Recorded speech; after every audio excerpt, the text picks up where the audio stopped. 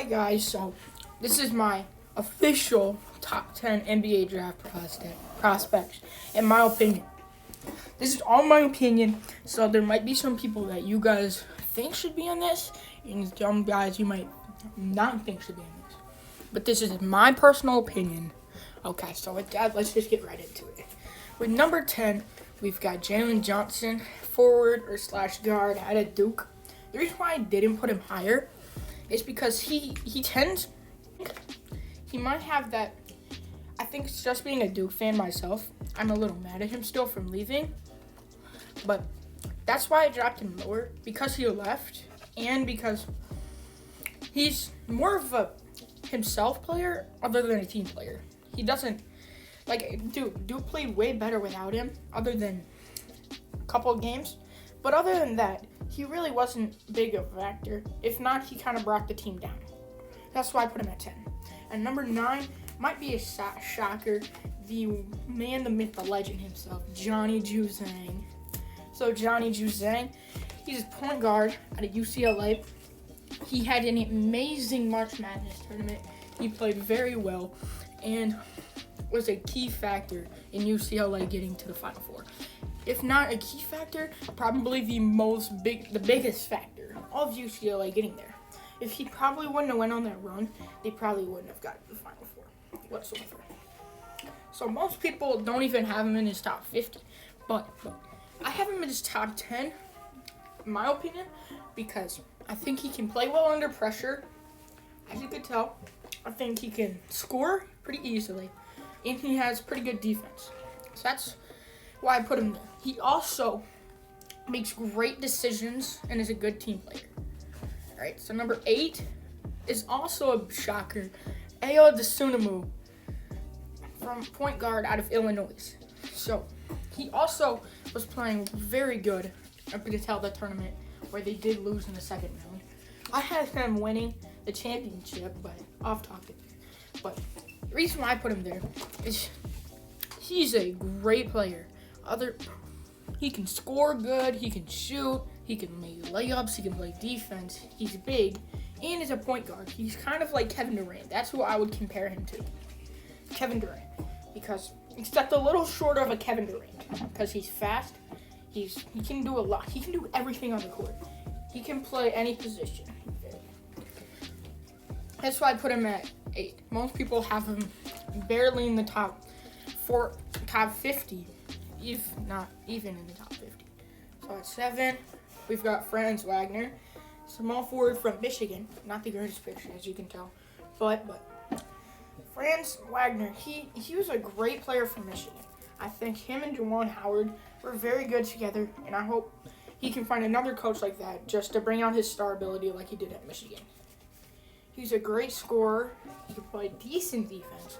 But yeah, that's why I put him at 7. At 6, we've got Scotty Barnes, power forward from Florida State. So, Scotty Barnes was one of the biggest factors in Florida State's team this year, in my opinion. He's a great scorer. He's a power forward or point guard. He's a forward slash guard that can score. He can shoot. He can even play defense. He's very strong and can get to the rim easily and score over tall defenders. He has a great vertical that can get him over a lot of people. I think I would compare him I don't know who I'd compare him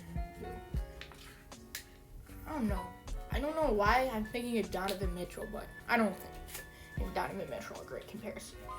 But at 5, we've got Jalen Suggs, the shooting guard out of Gonzaga. So, I only put him at 5 over 4 because a lot of people have him in this top 3. But I dropped him down to 5 just because he had a great team around him in Gonzaga and in high school with Chet Holmgren, which also recently committed to Gonzaga. But I put him at 5 because if he goes to a team that's not very good, that like the Kings, that didn't get a horrible pick, but not top 3. I think they got 4, if I'm not mistaken. But I think he wouldn't be able to shine there just because I think he can't bring up a team just by himself. I think he has to have key parts around him that need to play. But on the bright side, he can shoot, as you can tell in the last on that shot on March Madness to go to the championship.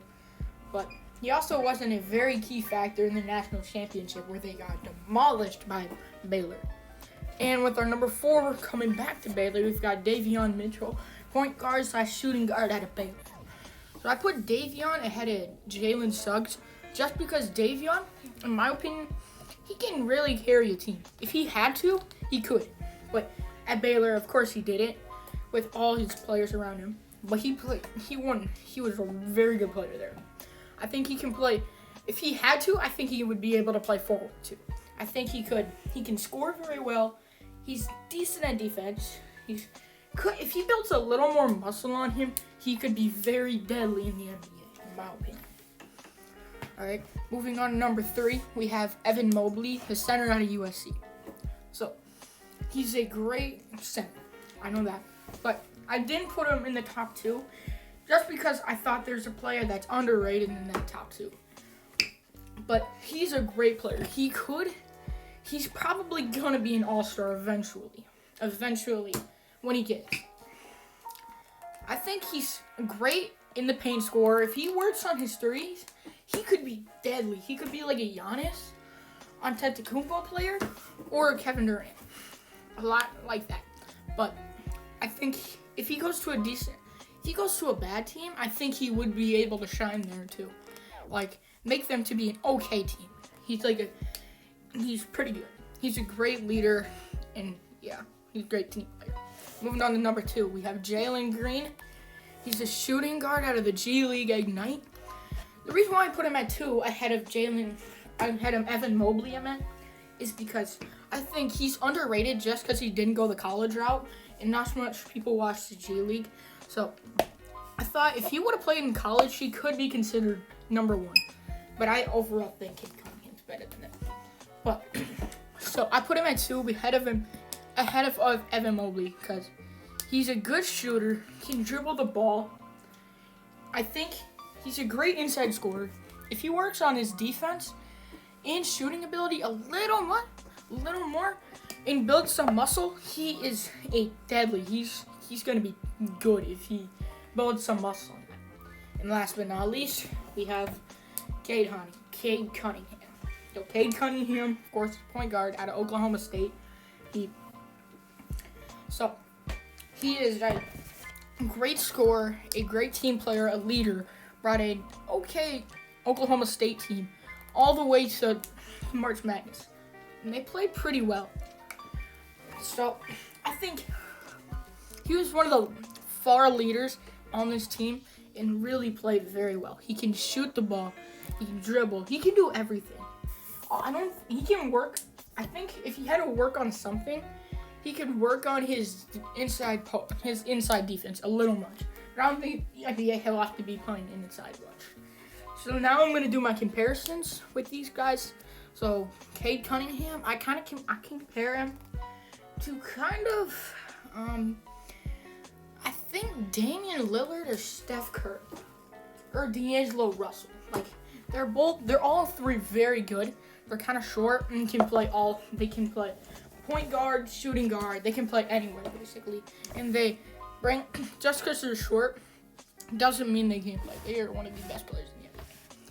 For Jalen Green, as of right now, I compare him to Klay Thompson. They're both slim, pretty slim. Both can shoot very well and can play pretty good defense. So that's who I compare Jalen Green to. Evan Mobley, I can see him being kind of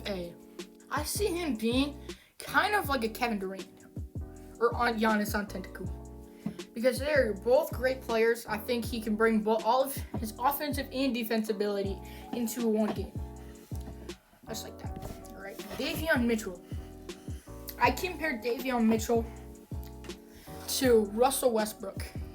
He's a great offensive and defensive player all the time. Has a hard work ethic, and can play all night, every night. All right. Jalen Suggs. I compare Jalen Suggs to kind of They're both very good at offense, as well as they're pretty good at defense too. But that's why I compare Jalen Suggs to Chris Paul. Scotty Barnes. All right, I compare Scotty to more of a smaller power forward and Nikola Vucevic sort of player. He can play well. They're both great shooters for their position and are pretty good and can jump high and do a lot of things. Franz Wagner. This is an easy one for me. I compare Franz Wagner to... I think I compare him more to a Donovan Mitchell type player. I mean, I know Donovan Mitchell is not a forward, but he can play. He can play like a forward. So that's why I have him as Donovan Mitchell. Ayo Dosunmu. I'm probably saying his name wrong, but anyways, I have him being more of kind of like a Jason Tatum. He's big. He can shoot. He can get to the rim easily. That's why I see him being a Jason Tatum. Johnny Juzang. Let's see. I see Johnny Juzang being more of a Damian Lillard type of player because he comes up clutch a lot in every sort of game where it's close. They're the number one option for you. He was the number one option for UCLA every time they needed to be in the clutch. That's why I compare him to Damian Lillard. All right, and last but not least, Jalen Johnson. I compare Jalen Johnson to kind of an Anthony Davis. They're both big, can shoot, and can get to the rim easily. They both play pretty good defense and are pretty good all around. So that's why I compare Jalen Johnson to Anthony Davis. And so that's the end of the video, guys. I hope you enjoyed it, and stay tuned for next time.